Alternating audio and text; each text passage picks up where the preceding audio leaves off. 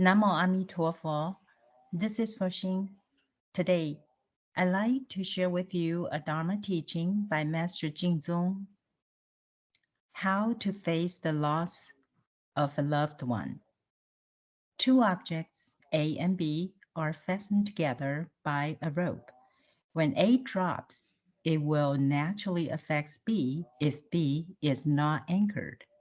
However, if B is rooted, it will be able to hold up A and not let it fall, and will eventually pull it back up. The relationship between two people is often bound by the karma of emotions. When one of the close related couple, such as mother and son or husband and wife, passes away, the other may be so overwhelmed with grief that he or she wants to die too. This would be like two objects falling together. The death of the surviving partner would not help the deceased, but would accelerate his descent into evil realms, like dropping stones on a person who has fallen into a well. If the survivor would stay calm and not be overly saddened, this could instead benefit the deceased. That is why Sage Zhuangzi drum on the basin and sang when his wife passed away. But being ordinary beings, we are not as detached and sanguine as a sage. When we lose a loved one, we are inevitably saddened and dejected. However, as long as Amitabha Buddha is rooted in our mind, we would not feel so too painful to live on or want to die.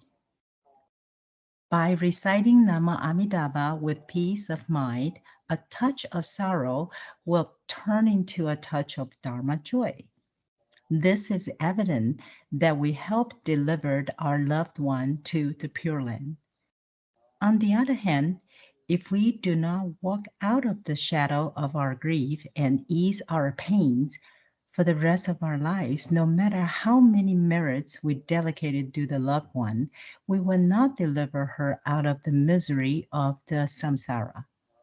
Hence, excessive mourning of months or even years is a foolish way to cherish our memories of the deceased, and may inflict prolonged afflictions on her.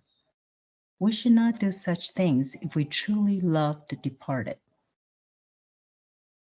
What I'm going to say may seem a bit harsh to some, but nevertheless, I must say it. When we have lost a loved one, not only should we not carry our grief to excess, but we should try to wear a peaceful smile and fill our hearts with the joy of blessing the deceased. This is the attitude of true love and a responsible act. We can do it as long as we have Amitabha Buddha in our hearts. Buddhism deals specifically with the important matters of life and death, and Amitabha is the Buddha who delivers us from the cycle of life and death. If we are accustomed to constantly reciting Namo Amitabha Buddha, we will not lose our minds when facing death.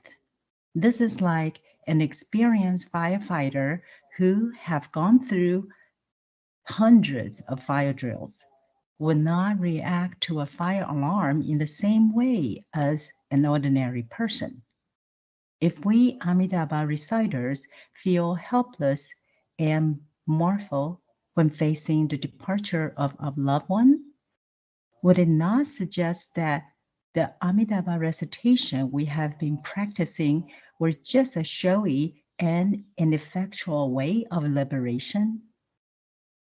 Our state of mind when facing adversities tests our faith in the Buddha. Our faith must be firm and unshakable. and we must recite the Buddha's name conscientiously. Each of our calls must be earnest and taken to heart.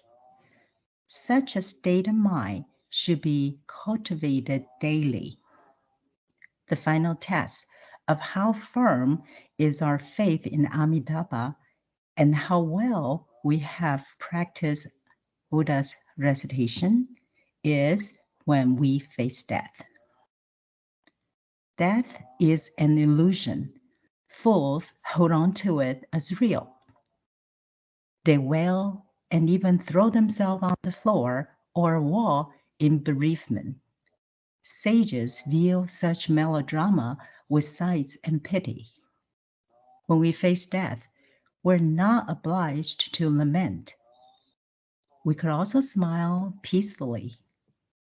When you smile, the deceased smiles too, especially the one who was dearest to you in your life.